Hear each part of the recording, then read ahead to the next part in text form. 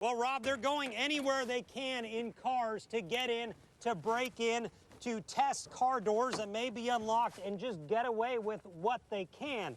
The crooks' goal was to find unlocked car doors. Now, the amount of doors they got unlocked may have been more than 8, because some residents are telling me that almost every car on this street alone was hit, maybe up to 16. There were a lot of cars that were broken into, but there was just nothing to steal, so police were not called.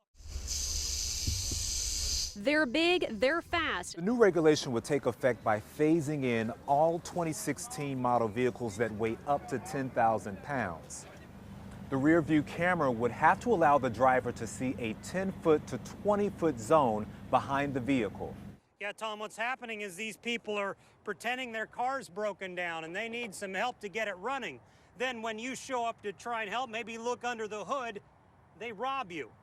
So what these guys did after they wrecked the car was they pretended they had a bad tire and waited for someone to pull up. The construction will stretch 5 miles south. Work includes paving, drainage and sidewalk repairs, and signal upgrades. Yeah, this is an issue as drivers as younger take to more things, and it's not just texting we're talking about here.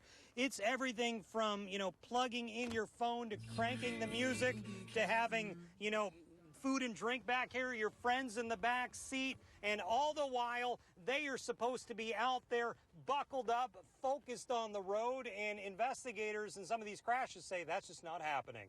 Well, Rob, they caught this guy on surveillance cameras. The problem is they got him in the store, they got him walking out of the store, but as he walked off, they couldn't catch if he got in a car, if someone picked him up, if he left on foot. That would have been valuable information. Walking all over this Middleburg Walmart and eventually approaching 2 teenage girls to ask them to go home with him. What we've learned is the difficult part is knowing who's on the other end of a social media connection. It's almost impossible to determine who's on that computer. One thing not recorded on the surveillance video was the tag number of that white truck.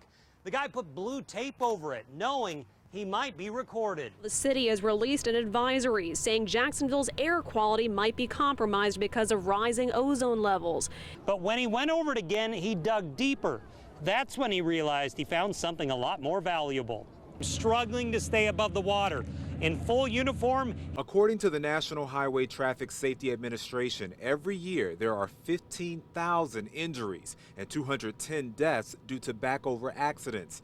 Children under 5 make up 31% of those killed.